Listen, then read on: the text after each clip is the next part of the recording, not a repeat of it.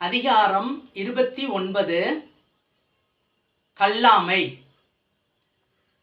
எல்லாமை வேண்டுவான் என்பான் எனைத்தொன்றும் கல்லாமை காக்க தன்னெஞ்சு.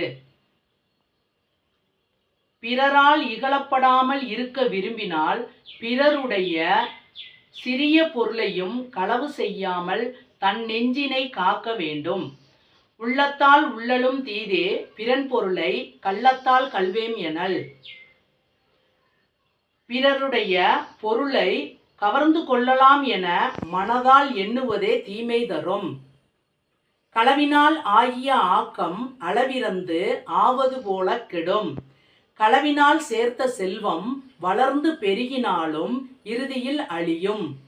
களவின்கண் கன்றிய காதல் விளைவின்கண் வீயா விழுமும் தரும்.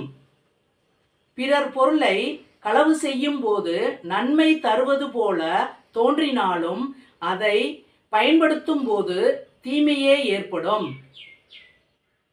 அருள் கருதி அன்புடையராதல் பொருள் கருதி பொச்சாப்பு பார்ப்பார்கண் இல். பிறர் பொருளை அவரை ஏமாற்றி கவர எண்ணுபவரிடம் பிற உயிர்களிடம் அன்பு செய்யும் தன்மை இருக்காது.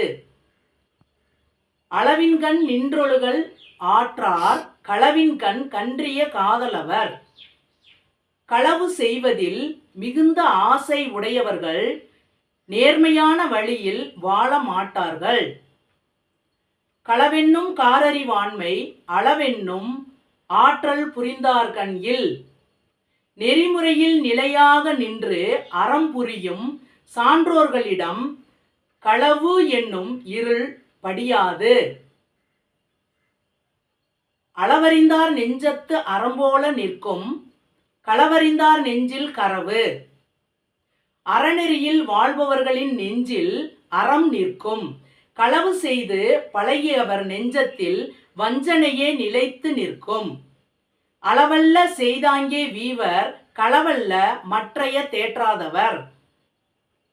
களவு தவிர வேறொன்றும் தெரியாதவர்கள் தீய செயல்களையே செய்து கெட்டு அழிவர். கள்வாருக்கு தள்ளும் உயிர்நிலை கல்லாருக்கு தள்ளாது புத்தேல் உலகு. பிறர் பொருளை கவர்ந்து வாழ்பவர்களிடம் உயிருடன் வாழும் வாழ்வு தவறிப்போகும். களவு செய்யாதவர்களுக்கு சொர்க்க வாழ்வு கிடைக்கும்.